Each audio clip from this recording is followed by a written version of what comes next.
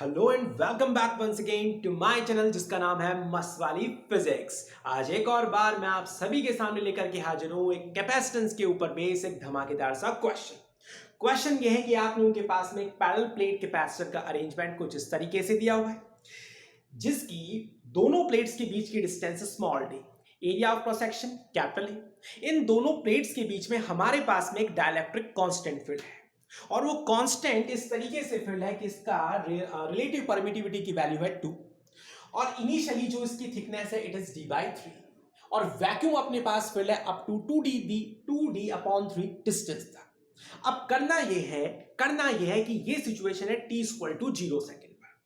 यहां पर क्वेश्चन में दे रखा है कि अगर अपने पास में डाइलेक्ट्रिक का लेवल v स्पीड के साथ एक कांस्टेंट स्पीड के साथ में डिक्रीज होगा तो आफ्टर टाइम t कैपेसिटेंस की वैल्यू कितनी होगी। तो चलिए हम लोग बात करते हैं आफ्टर टाइम t के बारे में। आफ्टर टाइम t को लेकर यहां अरेंजमेंट मैंने ऑलरेडी ड्रॉ कर रखा है। इस अरेंजमेंट के अकॉर्डिंग क्योंकि आप लोगों के पास ये लेवल v स्पीड से डिक्रीज हो रहा है, यूनिफॉर्म मोशन के अंदर हमारे पास में डिस्टेंस का एक्सप्रेशन होता है स्पीड इनटू टाइम।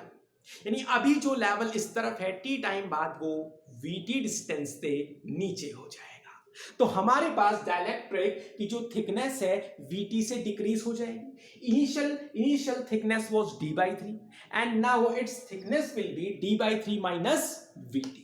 तो अब जो आपके पास वैक्यूम की थिकनेस है वो सिमिलरली वीटी से इंप्रूव हो जाएगी, इंक्रीज हो जाएगी। तो नई डिस्टेंस आप लोगों के पास बनने वाली है 2d/3 प्लस वीटी।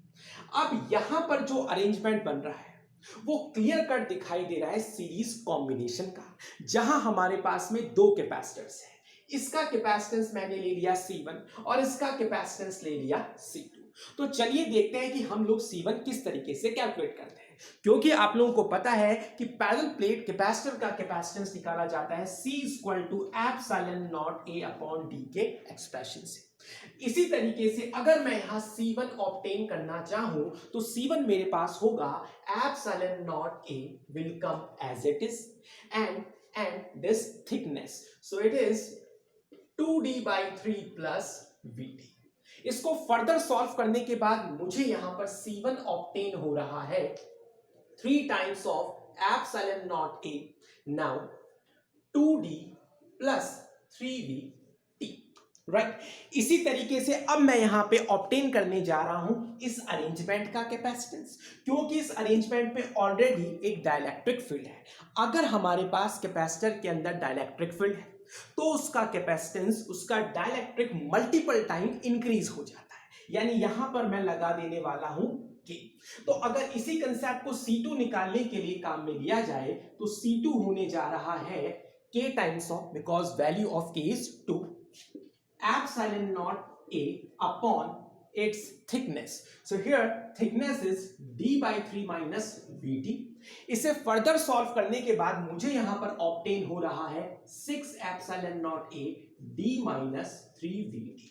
तो इस कैपेसिटेंस, इस अरेंजमेंट का कैपेसिटेंस C1 ये है और इस अरेंजमेंट का C2 कैपेसिटेंस कुछ इस तरीके से आ रहा है। अब क्योंकि ये दोनों सेटअप्स, ये दोनों अरेंजमेंट एक दूसरे के सीरीज कॉम्बिनेशन में है, सीरीज कॉम्बिनेशन में हम लोगों के पास इक्विवेलेंट कैपेसिटेंस निकालने के लिए हम जो एक्सप्रेशन काम में लेंगे 1/C equivalent is equal to 1/C1 plus 1/C2। इन दोनों वैल्यूज को अब हम लोग इस एक्सप्रेशन में रिप्लेस करने वाले हैं। तो रिप्लेस करने से पहले इसे रब कर दिया जाए और अब उन वैल्यूज को यहां अरेंज किया जाए। So 1/C equivalent will be 2d plus 3vt, मतलब इसका reciprocal, upon 3 ε0A plus, now what about C2? It will be d minus 3vt upon 6 ε0A। अब जब इसका एलसीएम लेकर के सॉल्व करने जा रहे हैं, एलसीएम लेकर के सॉल्व करेंगे, so you will get 6 ε0A। Now it will become 4d plus 6vt minus d minus it will be plus, तो d minus 3vt।